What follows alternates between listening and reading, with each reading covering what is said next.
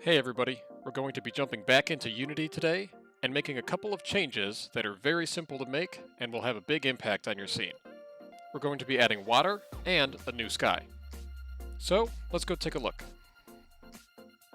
Back in Unity, first let's add some water, which is very easy to do and just requires a little bit of finesse to actually make look good. So I'm going to go down to my search bar here in my project window, and I'm just going to search for the word water.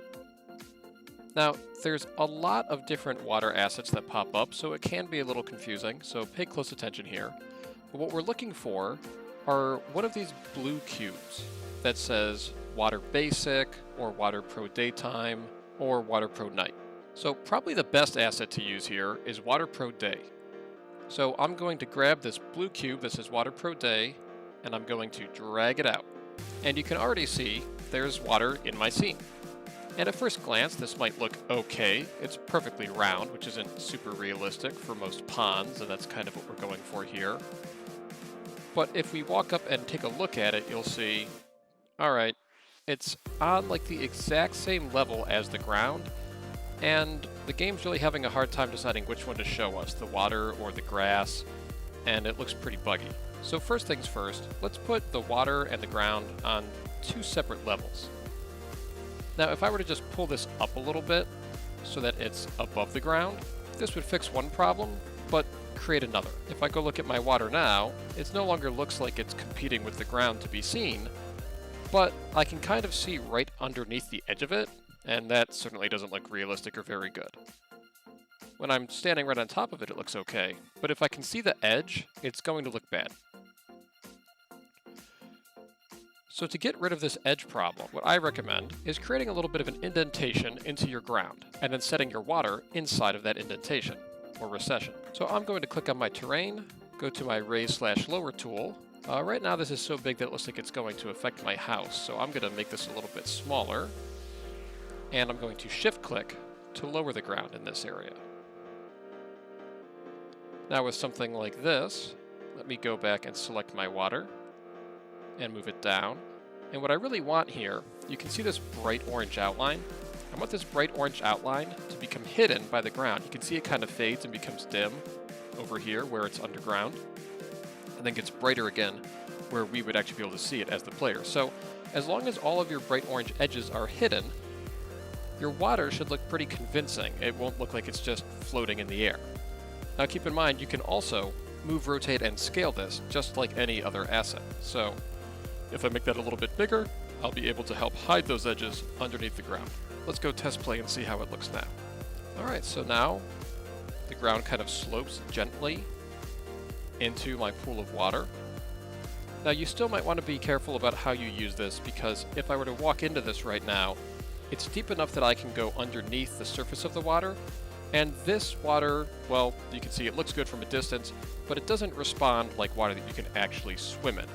So you may want to paint your terrain so that you can create sort of a shallow pond, one that you could walk through, but not one that's deep enough that you could, in theory, swim in it and in fact just walk underneath the water, because that kind of breaks the illusion.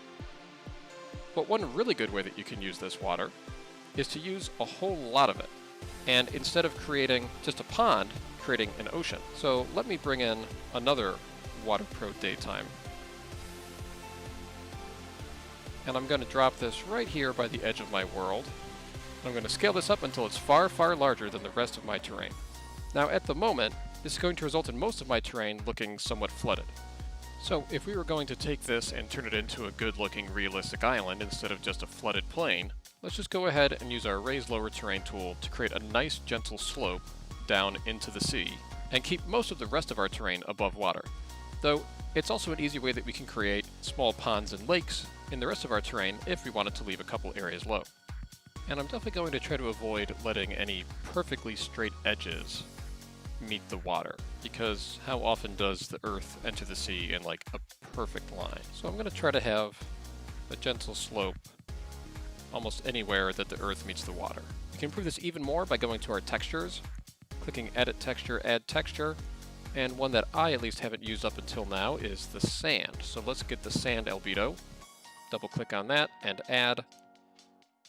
And with the sand selected, I can go in here and make the ground that's underneath the water sandy, and I can start blending some sand into the grass.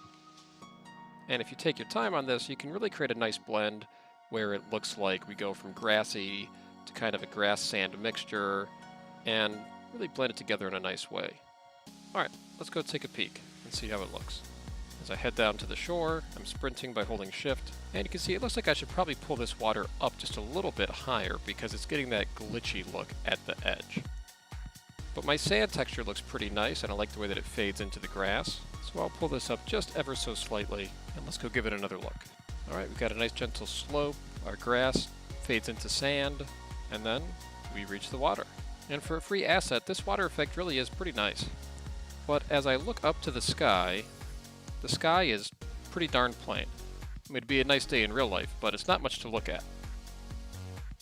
So how can we improve the sky? Well, we're going to take a look at that next, and it's going to take us to the asset store.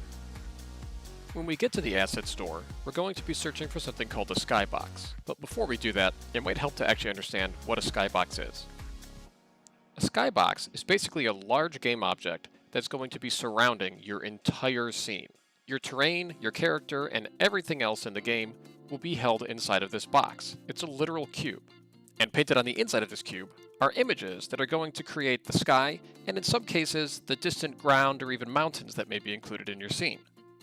So like any cube, it has 6 sides, so when the character is looking up, they'll see the sky, and when they look down, they might see ground far below them. And to the back, to the front, to the left, to the right, each side of this cube has something painted on it, and all of these sides will meet up seamlessly, and the cube is so large and far away from the viewer that there's no way of telling that you're really just stuck inside a box this whole time. Just about any 3D environment you've ever played in a video game has used the skybox as a trick to make the world feel much bigger than it actually is. And yes, some skyboxes are animated, allowing clouds to move and day-night cycles to happen. On what is painted on each side of your skybox, well, your world could look very different. So now let's jump back into Unity and the Asset Store. Once again, for your viewing pleasure, I'm going to pop the Asset Store out and make it full screen. You can do the same or not at your convenience. So let's start by typing in what we're looking for. Skybox, all one word. Once we've told it what we want, let's tell it a little more specifically what we don't want. Well, we don't want to pay anything, so we check free assets as always. And I don't want to waste my time looking at skyboxes that won't work in this version of Unity, so let's click on Unity 2017. And once we scroll down past their promotions, we can look at a lot of good skybox examples, a lot of them that are free and that will still work for us even in our version of Unity. Now, some of these you can see are already kind of grayed out. That's only because I've already used these before, so it's letting me know what I've looked at or not.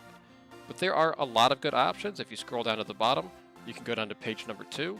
Some are cartoony, some are realistic, some are just one skybox, some are packages of multiple skyboxes. If you click on something like this freebie series or the all sky free or 8 skybox pack free, these are all pretty big packages that have a lot of options, and I definitely recommend them. It's nice to have options. All of the skyboxes look pretty darn good. The only thing is, they are kind of big packages, so they might take a little while to download. But if you want options and you want something that you know is going to look nice, try one of these two, or this one is new to me, but it looks like a pretty good deal also. I'm going to stick with one that I know right now and click on the Freebie Sky series. I'll go through the usual process of downloading and importing, and once I have it all downloaded, we'll go give it a look. Alright guys, not gonna lie, it actually took a lot longer than I expected to bring in this whole pack. And I'm glad that I have it, but if time is an issue for you, if you're in a hurry and you don't have a lot of time, you might want to pick an asset that has just 1 or 2 skies in it instead of this whole handful here. That being said, now that we have the skies, it's incredibly easy to make good use of them. I'm just going to rotate this so that you can see my sky in the scene a little bit better. And now, when I go to my assets, I simply click on the Sky Series freebie, and whichever sky I want to test out, all I need to do is click and hold on it and drag it out into my scene, and before I even let go, there it is. You can see my new sky. And if I go in and test play, sure enough, there's my new sky. Looking great. So it's a very easy change to make, with the exception of a potentially long download and import time. But once you have them, you can play around with them and really improve the look of your scene very quickly. Also, the skybox plays pretty nicely off of the reflections in our water. So with just a skybox and the water asset that we already have, you can make your scene feel much more complete and really make some drastic improvements today. Let's take a look at a couple of these other skyboxes. So you can see, especially with a pack like this, a single sky can really help you set the mood of whether it's daytime or nighttime, whether it's sunrise or sunset, whether even you're on Earth or some otherworldly planet or other universe. Skyboxes can really quickly change the feel of your scene. Or skyboxes can even make it feel like your entire game is underwater.